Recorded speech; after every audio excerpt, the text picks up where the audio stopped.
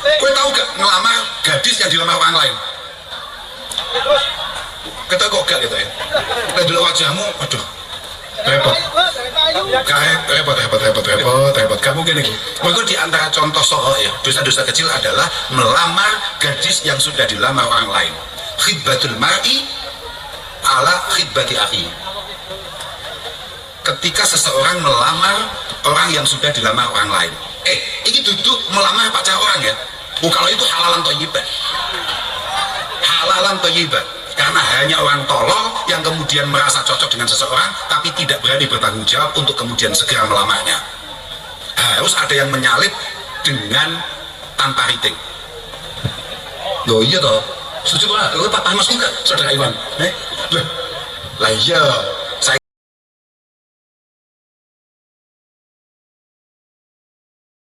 Jadi harus tahu, tahun kemarin itu ada kejadian menarik, di mana kebetulan KSF tahun kemarin adalah KSF yang dimulai pertama setelah COVID, ya kan? Ya kan? Setelah COVID kan? Kemudian izinnya sangat sulit untuk diturunkan. Tahu apa sebabnya? Loh, saya tahu, kode saya cerita nih. Ceritanya sih, gak apa-apa. Lalu saya cerita nih udah pecah Vespa nih. Karena apa? Karena kemudian ada beberapa oknum yang menganggap teman-teman Vespa sulit untuk ditertibkan, sulit untuk dikondisikan, dan kemudian rata-rata keleleran.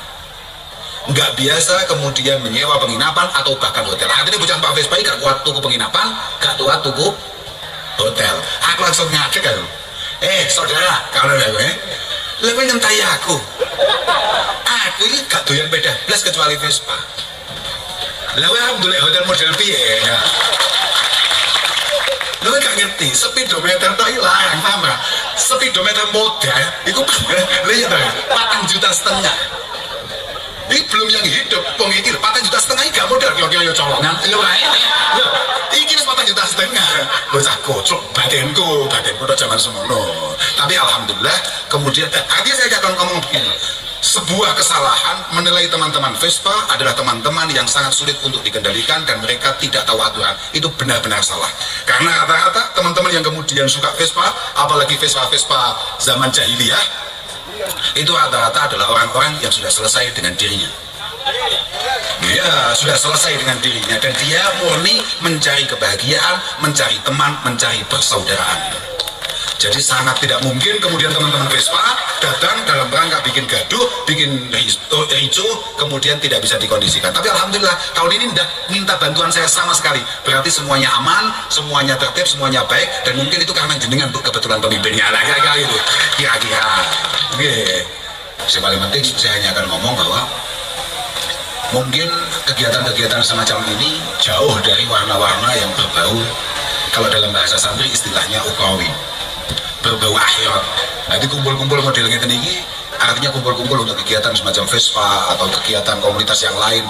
Tapi karena tadi Bu PJ menjelaskan bahwa niatan utamanya adalah silaturahim dan membangun harmoni di antara kita semua, maka saya ingat ada dawuh itu begini, kam min amalin yutasawwaru bisurati a'malid dunya yasiru min a'malil akhirah bi husnin niyah. Banyak sekali kegiatan-kegiatan duniawiyah kelihatannya kepentingannya adalah kepentingan duniawi, yo seneng-seneng, yo nyambut gawe, itu kabeh kan dunia Pak. Ya kayak jenengan tadi kan nyambut gawe toat mbek Pak Bu PC, itu kan aslinya dunia Pak. Gak mampu akhirat pas aslinya. Tapi ketika itu kemudian panjenengan niati dengan niatan yang baik, maka hal yang bersifat duniawi ini bisa pelan-pelan kemudian mengarah ke arah akhirat. Dan dalam silaturahim KSF ini, dalam silaturahim teman-teman Sukotra itu sebetulnya sangat mungkin untuk kemudian kita niatkan hal-hal yang positif di sana. Silaturahim misalnya, kalau disebut silaturahim itu takunu silaturahim bil mal, wa bil aun alal hajah, wa bidaf'id dharar, wa bitalaqatil wajhi, wa biddu'a, dan lain sebagainya. Bahwa silaturahim itu sebagaimana tadi dijelaskan oleh Bu PJ, dalam silaturahim ini ternyata banyak sekali yang diuntungkan, khususnya urusan ekonomi.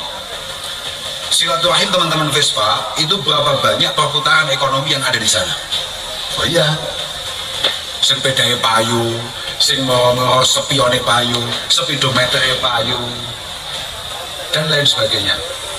Utawa kepinginane golek utangan gak entuk-entuk mergo ketemu kabeh kanca-kancane dina iki entuk utangan. Oh, bagus. Itu namanya bilaun alal haja. Kan gak pantes. Rene tumpakane GS diutangi gak gelem. Nah, iya toh. Lah lek tumpakan PPDA apa kuwi? Iki di hati-hatiane PE itu PE mang tim pencari hutang. Lah iya toh. Saiki pedamu katakan kayak bedanya Om Ruli Kongo, ya pantasnya kan 500.000 nyekel, ya enggak? Nek diutangi koncone gak gelem berarti dia sudah melanggar syarat-syarat silaturahim, Pak. Mohon maaf, Pak. Mohon maaf itu. Loh, iya, Pak. Wa bi talafatil wajhi, siapa tahu dengan silaturahim ini kemudian tumbuh kebahagiaan di antara kita semua. Moga-moga setelah silaturahim ini kebahagiaan, kemudian kenyamanan, ketenangan ada di tengah-tengah kita semua dan lain sebagainya. Kalau niku wau tenggalan niku mikir. Tadi saya mulai di jalan itu sebetulnya sudah mikir. Saya nanti kalau ketemu teman-teman Vespa mau ngomong apa ya? Yang seneng-seneng apa yang menyedihkan? Akhirnya malah saya kepikiran saya mau menceritakan azab Allah Subhanahu wa taala. Saya akan karena sejarah loh, bajing saya model apa gak tahu buku. Saya setuju. Kamu itu kan selalu cari kiai, cari ustadz, cari gus atau siapapun yang kira-kira di telinga kamu itu selalu terdengar Allah itu maha ampun, Allah itu maha murah, Allah itu maha pemaaf, Allah itu sangat mudah untuk kemudian melupakan, menghapus dosa-dosa yang kita lakukan.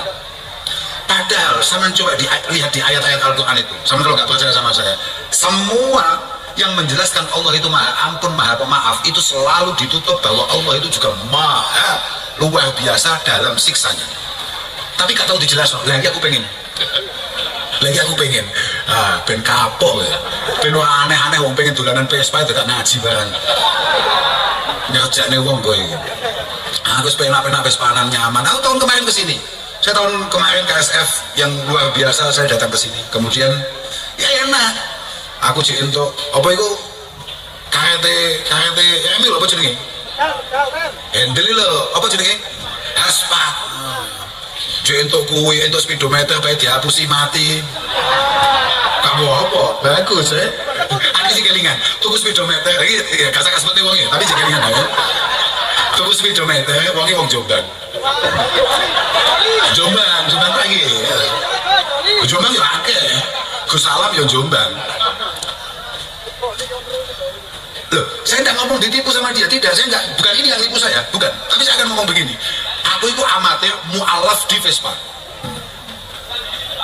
Kau no, boleh dewe aku. Bodoh-bodoh belanti, udah tak ngomong doang kan? Boleh dewe aku. Tagok speedometer. Berapa ini mas?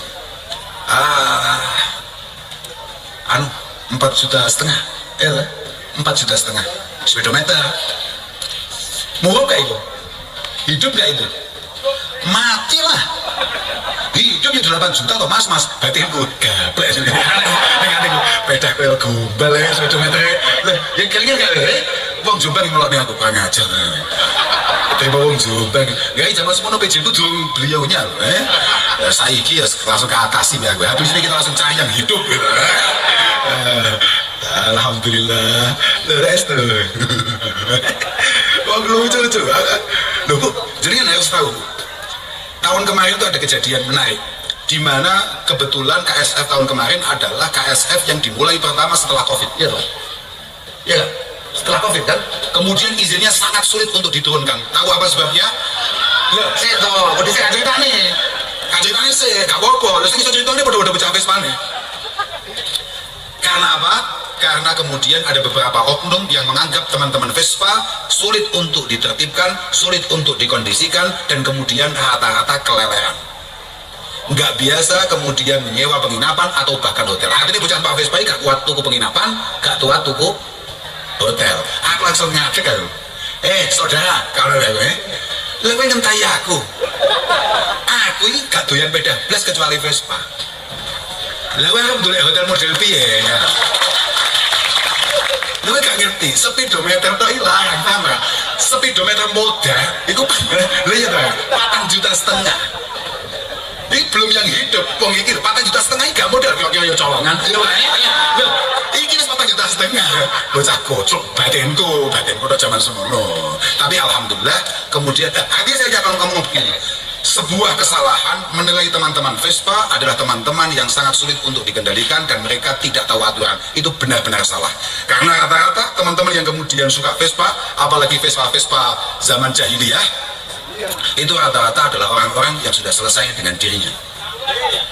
Ya, sudah selesai dengan dirinya dan dia murni mencari kebahagiaan, mencari teman, mencari persaudaraan.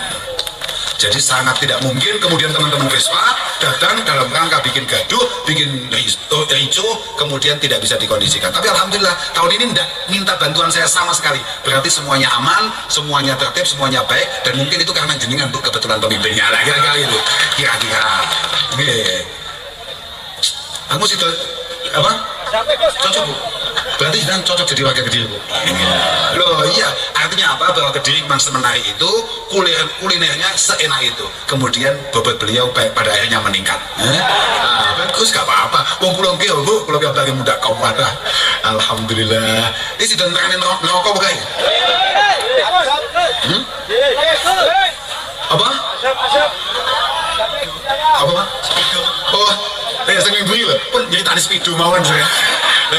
Ya Pak, biasanya ngomong-ngomong ini biasanya pancen duit tiket khusus untuk ke neraka.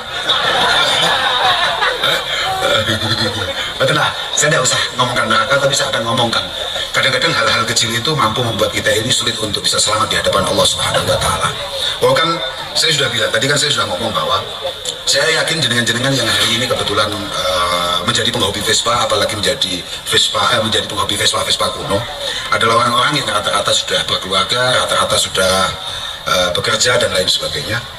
Saya akan cerita bahwa tidak melulu hal-hal yang membuat kita tidak selamat di hadapan Allah itu adalah dosa-dosa yang sangat luar biasa besarnya.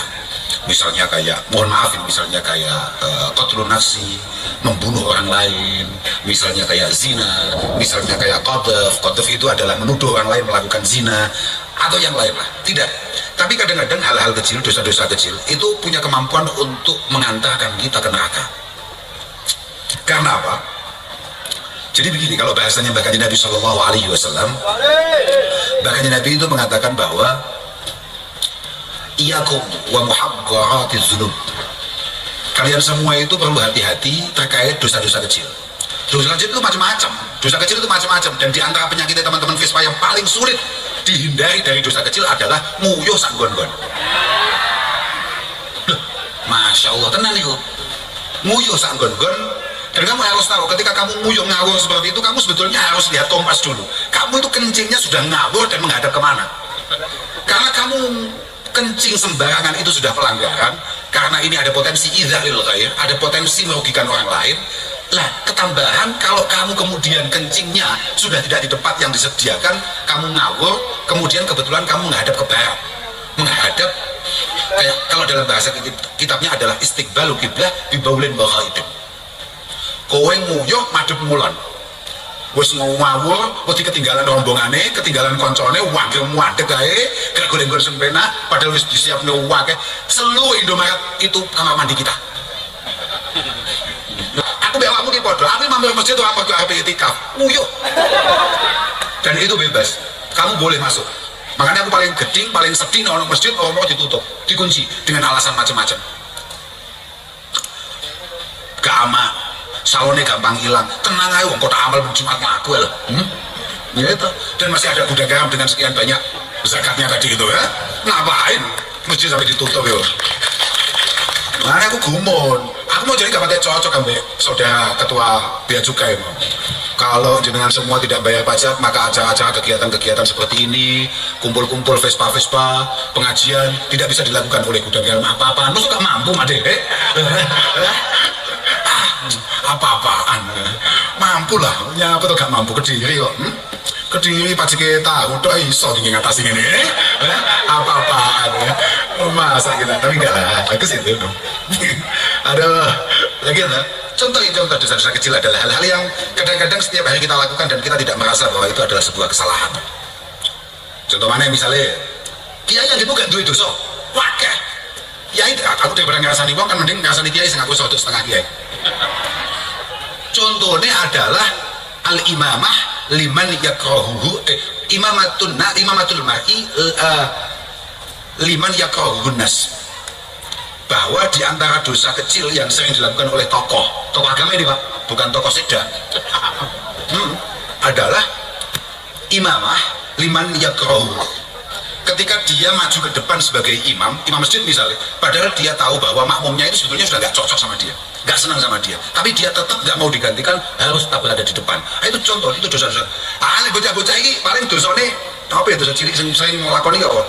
Kau tahu gak ngelamar gadis yang dilamar orang lain?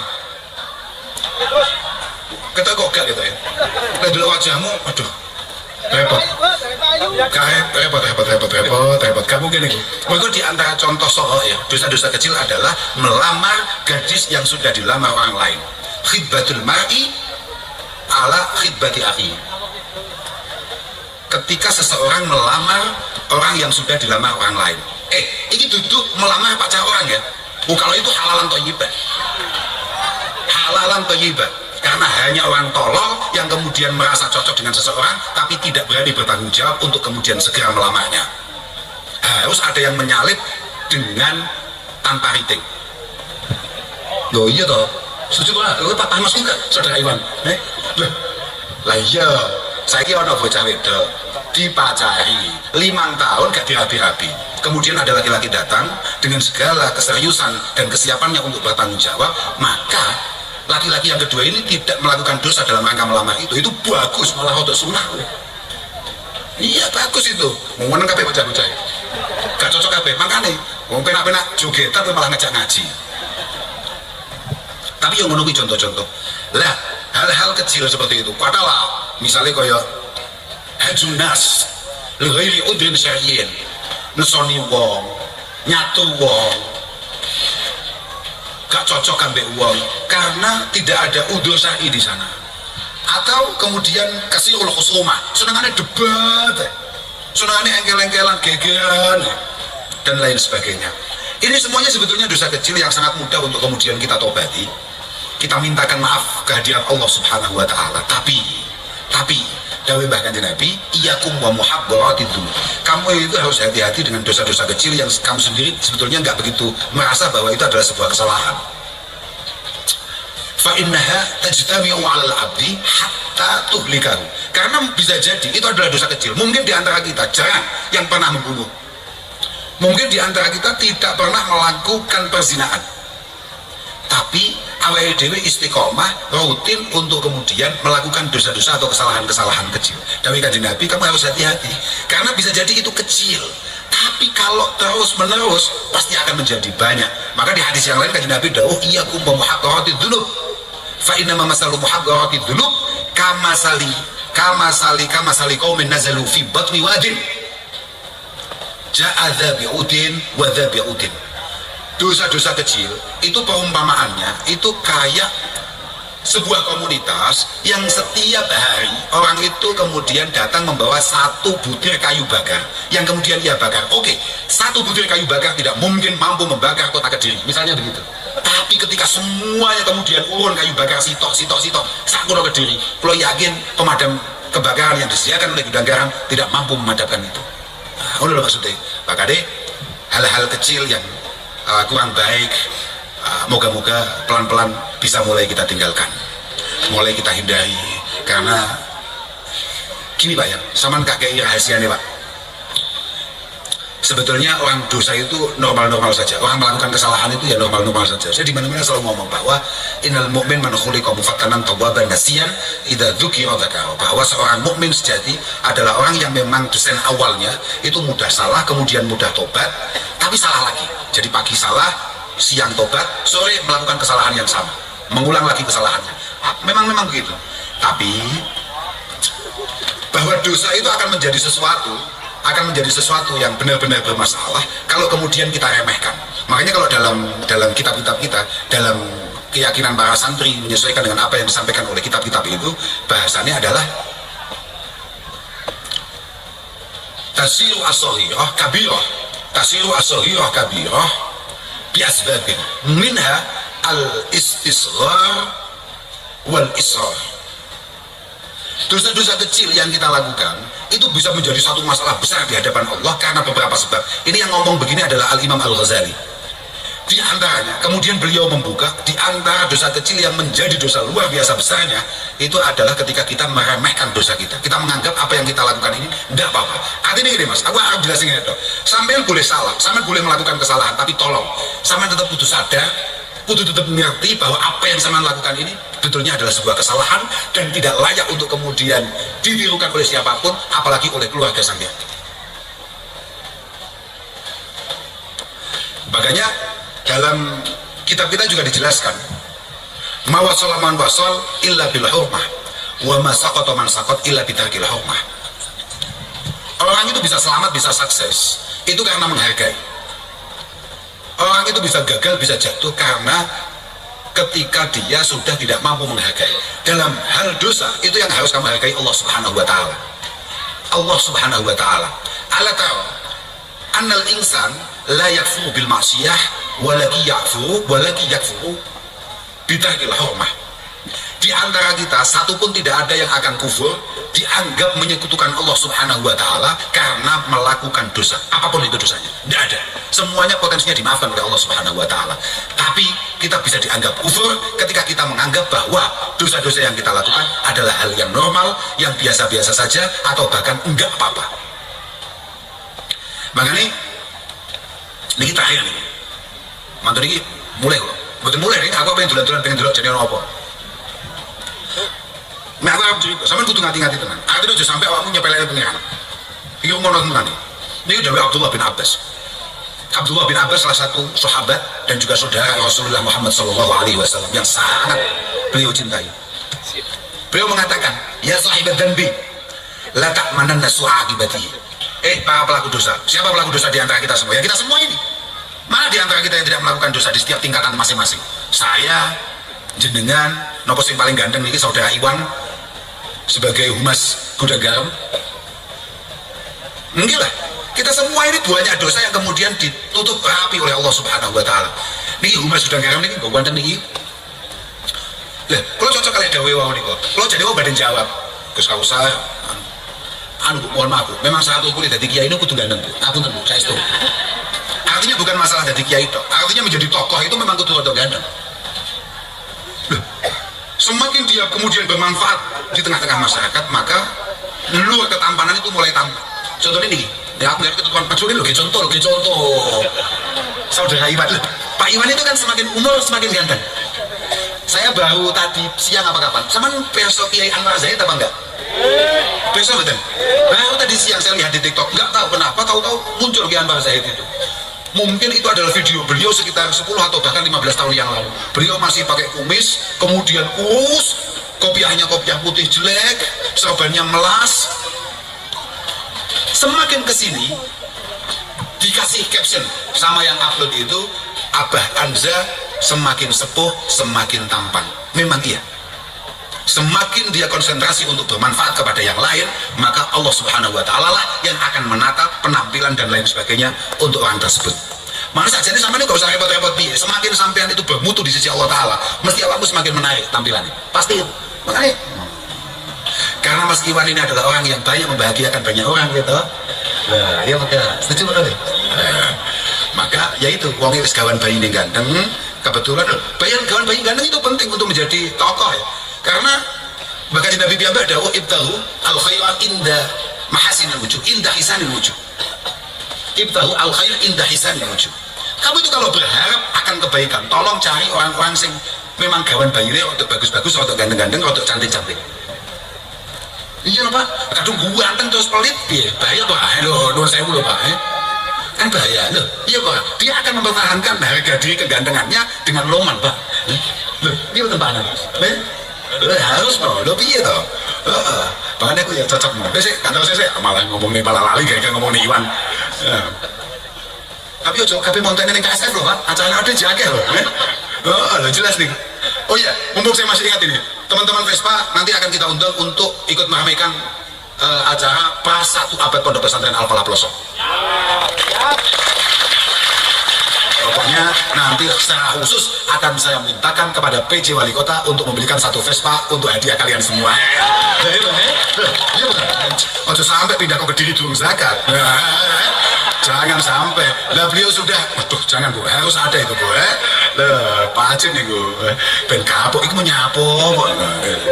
Pokoknya nanti di bulan Desember, Ibu sudah nggak ada itu, Ibu ya? Di bulan Desember Ibu masih nggak? Masih ya? Oh masih, Alhamdulillah, aman Vespa betul. Tenang Ibu, nanti di bulan Desember, di akhir bulan Desember, insya Allah Pondok Pesantren Al-Falah akan mengadakan banyak acara. Di antaranya adalah, apa itu namanya? Reading baru, saungan.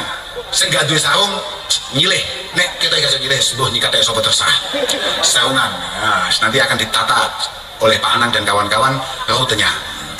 Saya tahu saya ini penting ini mau ngomong nih bocah-bocah kudu ngati-ngati tenan bahwa lama yatba'u minadz dzambi lama yatba'u adz-dzamba a'dham minadz dzambi. Sama kudu sadar setiap kesalahan iku mana Pak? Sampean sekali bohong misalnya, kamu membutuhkan kebohongan yang lain untuk mengamankan kebohongan yang pertama. Setiap kesalahan iku mesti mana? Lah anak andoso iku dawuh Abdullah bin Abbas jauh lebih medeni daripada dosa itu sendiri. Iya, karena kalau kata Hasan Al-Basri, inna min iqabis sayyi'ah as-sayyi'ata ba'da. Di antara azab Allah Ta'ala ketika kita melakukan dosa adalah kita ditakdirkan melakukan dosa yang lain. Anak dosa. Wa qillatu haya'ika mimman 'alal yamin wa 'alal shimal wa anta 'alal dzambi a'dhamu minadz dzambi. Ngono iki. Ketika kamu melakukan dosa, ketika kamu melakukan satu kesalahan, melakukan maksiat misalnya, mau apa ya nggak ngerti, karena masing-masing dari kita itu dosanya beda-beda, karena kegiatannya ya memang beda-beda dan hobinya beda-beda. Podo-podo wong seneng Vespa, iku ana wong seneng Vespa iku semodele kaya Pak Anang ngono kuwi. Sing digawe sing elek-elek, sing api-api disimpen, enek semodele ngono kuwi. Artinya kebiasaannya memang beda-beda. Beliau mengatakan bahwa qillatu haya'ika mimman 'alal yamin wa 'alal shimal wa anta 'alal dzambi a'dhamu minadz dzambi.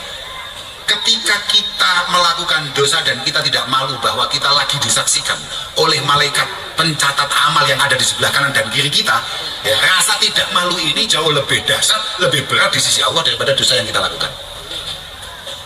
Masuk lah, ben keton wewe, ben gak ngundang meh, kapok kapan? Iya, mana wih? Jadi kamu setiap melakukan kesalahan, itu pasti ada dua malaikat yang selalu akan mengawasi itu. Yang satu di sebelah kanan, yang satu di sebelah kiri. Ketika kita melakukan maksiat dan kemudian kita tidak merasa rikuh sungkan bahwa semua yang kita lakukan ini dicatat oleh mereka berdua, itu jauh lebih berat daripada dosa yang kita lakukan. Wa dhahibuka 'ala dzambi wa anta la tadri ma Allahu sani'un laka a'dhamu minadz dzambi. Ketika kamu bahagia, ketika kamu tertawa, ketika kamu nyaman sedang melakukan maksiat dan dosa, padahal kamu jelas-jelas tidak yakin nasibmu di hadapan Allah akan selamat atau tidak, itu jauh lebih berat daripada dosa yang kamu lakukan. Lah iki sing awake dhewe sering wa huznuka 'ala dzambi idza fataka a'dham minadz dzambi. Kasih contoh ini. Besok siapa yang mau dangdutan di sini? Pokok reki gak pakai dosa, sing kodok dosa Pak. Soalnya apa lah ngono lho Pak, sing kodok sangar. Lah, ini. Misalnya ada tontonan atau ada tampilan apapun yang kemudian jelas semuanya sepakat bahwa itu adalah sebuah kesalahan, adalah sebuah dosa misalnya. Misalnya kowe konangan bojomu mesti bojomu ngamuk gara-gara kowe ndelok kuwi. Wis ngono tak awak bingung nerangane. Ya. Dan ketika kamu tidak punya kesempatan untuk melihat itu, mbok kentekan tiket utawa delalah enek acara apa sing nyebabi awakmu gak iso teko, awakmu terus getun. Getunmu gak iso maksiat mergo kentekan tiket. Itu jauh lebih hebat siksaannya daripada dosa yang kamu lakukan. Sopo sing ngomong ini sopo? Oh, yo awake dhewe kabeh ngono to kan biasa gini lho. Pasti gampangane. Artinya misalnya akan ada penampilan siapa begitu sing sewangan ngono. Terus kemudian kita kehabisan tiket atau kebetulan tidak ada teman untuk berangkat ke sana yang membuat kita tidak nyampe ke sana. Dan itu kita sesali, ya Allah, nyapo kok gak iso ndelok sombong jare aku ndelok nang nah ini.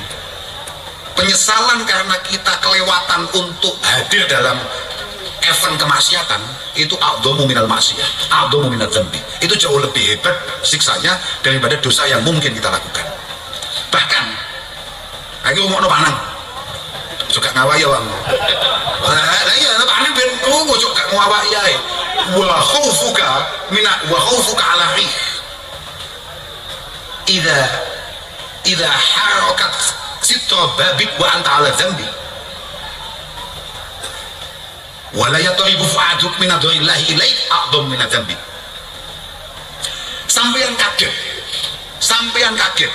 karena tiba-tiba ada angin yang membuka pintu ketika panjenengan melakukan sesuatu yang jelas-jelas salah gitu.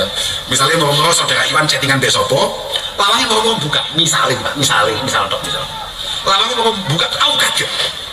Wih, ternyata kancane dhewe atau ternyata anak buah dhewe. Kaget itu adalah penghinaan terhadap Allah Subhanahu wa taala. Karena apa? Karena kamu berarti di saat yang sama lupa bahwa Allah selalu memantau pergerakan kamu.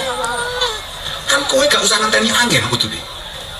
Kan mau kan kowe kudune sadar bahwa apa yang kamu lakukan itu di kamar itu, di ruangan itu dalam pengawasan Allah. Kenapa kamu baru kaget ketika tahu-tahu pintunya terbuka? Pak, paham maksud lo betul Pak Sekda? Oke, cocok ya. Cocok ya. Jadi jadian mau kaget karena ini kok jauh lebih masalah. Paling pas kemarin tenang mawon. Supaya tidak menyinggung Allah Subhanahu wa taala. Tenang aja, aja kelakuannya awake dhewe ngene apa. Paling padha betul pengen. Macak piye, macak wibowo, macak piye, apa macak ketok solih. Sama sekali enggak tertarik saya. Karena macak solih itu sama dengan menipu dan memanipulasi Tuhan. Wong pengiran wis roket awal kelakuanmu yo apa. Maka moga-moga kita semua ditakdirkan oleh Allah untuk memiliki kesempatan untuk bertaubat, untuk kembali kepada Allah Subhanahu wa taala. Bolah kula mboten badhe matur nuwun malih, namung kula namung ndongane muga-muga sedaya hadirin semuanya dijaga oleh Allah Subhanahu wa taala, khususnya keluarga ini. Muga-muga keluarga sampeyan dadi wong-wong sing diridani Allah Subhanahu wa taala. Anak-anak sampeyan muga-muga ditata mbek pangeran. Ya bola-bola Vespa iku anak-anake kon ngaji. Iyalah. Iya, sebuah pokoknya nang diae ngajine, mondoke nang diae penting sampean kok ngaji. Supaya engko nek ana apa-apa awakmu muga-muga ana sing ndongakne, ana sing nyuwun ning ngapura ning ngarsane Allah taala. Kita boleh lho, positif niku. Kula niku selama saya studi ini hak nih, wallahi adim kula sumpah nih. Kula dereng nate ndongakne anak kula muga-muga kaya kula. Saya selalu mendoakan muga-muga anak-anak saya kayak kakek nenek saya, kakek nenek moyang saya. Mergo kula ngerti kelakuan kula. Arene aku yo gak pengen anakku ruwet kayak aku gak pengen. Wis tak sing ruwet ben aku ndawang lho, paham gak? Anak-anak kita jangan. Paham gak maksud gua? Yang ruwet biar kita saja, anak-anak kita jangan. Moga-moga anak-anak kita mendapatkan uswah, mendapatkan contoh perilaku yang baik dari lingkungannya. Makanya kalau namun pengen, moga-moga putra-putra jenengan pendidikannya saya, kemudian akhlaknya juga baik untuk Indonesia emas di masa-masa yang akan datang.